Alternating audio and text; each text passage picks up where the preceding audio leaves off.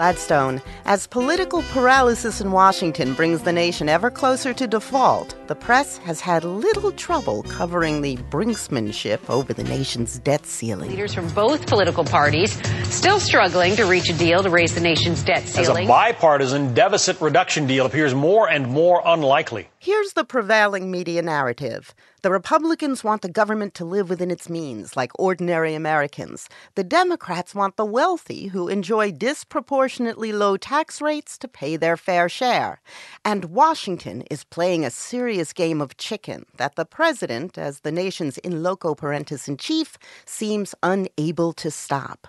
That's the narrative in which every statement is viewed from the prism of politics. Here's President Obama, followed by GOP presidential hopeful Michelle Bachmann. I cannot guarantee that those checks go out on August 3rd if we haven't resolved this issue, because there may simply not be the money in the coffers to do it. We were all shocked and appalled that President Obama dangled out in front of the cameras that senior citizens may not get their checks. That's a very dangerous statement to make. The fiscally conservative British news magazine, The Economist, wrote this week that Republicans are, quote, clinging to the position that not a single cent of deficit reduction must come from a higher tax take. This is economically illiterate and disgracefully cynical. But The Economist was unusual in addressing the economic arguments at all. The media's obsession with the debt drama has left many Americans confused about the underlying economic realities. As U.S. News & World Report's chief business correspondent Rick Newman wrote recently, outside the Beltway, there is some consensus. Many economists, corporate CEOs, and those on Wall Street can agree that the debt ceiling situation needs to be resolved, and quick, with a combination of spending cuts and increased taxation. The economic consensus, though, is buried in the drama of the political showdown.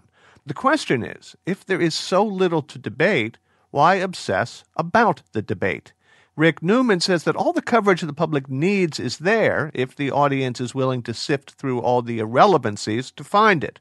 But the media are once again trapped in the losing proposition of giving equal time and equal respect to all parties. If it has a claim to objectivity, it has to treat each position with equal credibility. And the way that that's playing out in this debate is over this issue of taxes.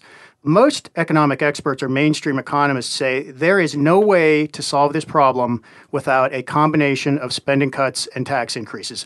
But the Republicans are digging in their heels and saying no tax increases. And President Obama has basically said he will accept something that is about 75% spending cuts and 25% tax increases. That is a moderate position based on the whole range of recommendations we've seen, but the media is struggling with how to relate to that. So they have to say Obama on one hand and these Republicans on the other hand, and that's where I think people get pretty confused. What if, and this is just a suppose, but what if this is a case, as we have seen in other issues, let's say climate change, for example, where one side is right, the other side is just flatly wrong. But because the situation is so politicized, the press can't just categorically say, this side is right. Let's just say what the nation requires right now is a combination of deep spending cuts and modest tax gains. What if reality has a liberal bias? Is the press capable of dealing with that? That is a tough one for the press because the stereotype is the press is liberal and the press tries to prove that it's not. And it does recall the debate about WMD leading up to the Iraq War, and the New York Times and others were criticized for not being tough enough on claims that Iraq had WMD. And there is some likelihood that the reason they weren't tough is because they didn't want to seem too liberal or too partisan on the liberal side.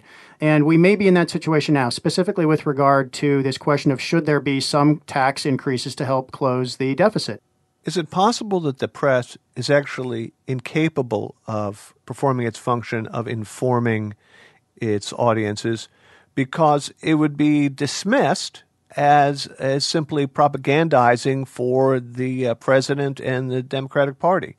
There is definitely this sort of journalistic whiplash that reporters get when they're trying so hard to be fair that they feel like maybe they're not giving people the best information or guiding them to the best information. But I think that if we really do get closer to the blink moment when it does look like we may actually have to start cutting spending by that 40% and the borrowing limit may not be raised. I think that's the point at which the press will get a little more diligent about figuring out, okay, who do we really fault for this? But at the moment, we are getting this on the one hand, on the other hand type of reporting. So the burden is on citizens to remain informed, and it takes a lot of work to stay informed about complicated issues like this. Rick, thank you. My pleasure. Rick Newman is Chief Business Correspondent for U.S. News and World Report.